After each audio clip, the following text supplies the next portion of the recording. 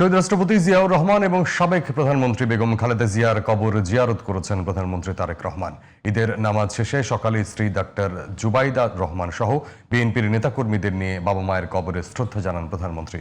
পরে বনানীতে ছোট ভাই আরাফাত রহমান কোকো এবং শ্বশুর মাহবুব আলীর কবর জিয়ারত করেন তিনি। শ্রদ্ধা নিবেদন শেষে প্রধানমন্ত্রীর রাজনৈতিক উপদেষ্টা রুহুল কবির রিজভী জানান, বাবা মায়ের আদর্শ অনুসরণ করে রাষ্ট্র পরিচালনা করছেন তারেক রহমান। মনিরুজ্জামানের রিপোর্ট।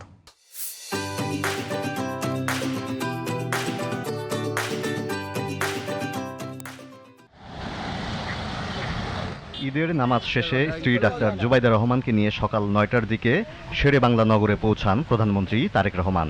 জিয়া উদ্যানে প্রথমে জুবাইদা রহমানকে নিয়ে বাবা মায়ের কবর জিয়ারত করেন প্রধানমন্ত্রী। এরপর দলের জ্যেষ্ঠ নেতাদের নিয়ে দোয়া ও মোনাজাতে অংশ নেন তিনি।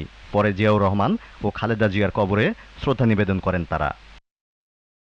শ্রদ্ধা নিবেদন শেষে জিয়া উদ্যানে ঘুরতে আসা সাধারণ মানুষের সাথে ঈদ শুভেচ্ছা বিনিময় করেন প্রধানমন্ত্রী তারেক রহমান। প্রধানমন্ত্রীর উপদেষ্টা রুহুল কবির রিজভী বলেন, রাষ্ট্রীয় নিপীড়নের ভয় না থাকায় মানুষ এখন স্বতঃস্ফূর্তভাবে ঈদ উদযাপন করছে।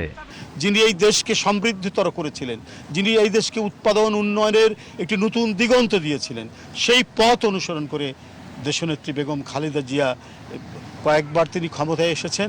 ঠিক তেমনিভাবেই তিনি গণতন্ত্র এবং দেশের স্বাধীনতা, সার্বভৌমত্ব এবং উন্নয়ন এই প্রত্যয়গুলিকেই তিনি বাস্তবায়ন করেছেন। তাদের জ্যেষ্ঠ পুত্র আজকে সেই পথ অনুসরণ করেই তিনি কাজ করছেন। জিয়া উদ্যান থেকে বনানী কবরস্থানে যান প্রধানমন্ত্রী তারেক রহমান।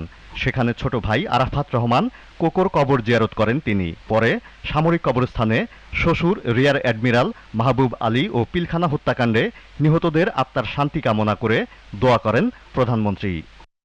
পরে গণমাধ্যমে কথা বলেন স্বরাষ্ট্রমন্ত্রী সালাউদ্দিন আহমদ।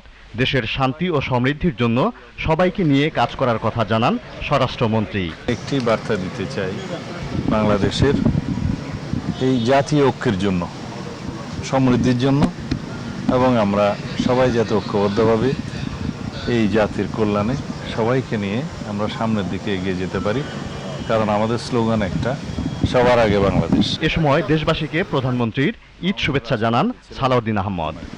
ধন্যবাদ। Moniruzzaman, GTV news, Dhaka.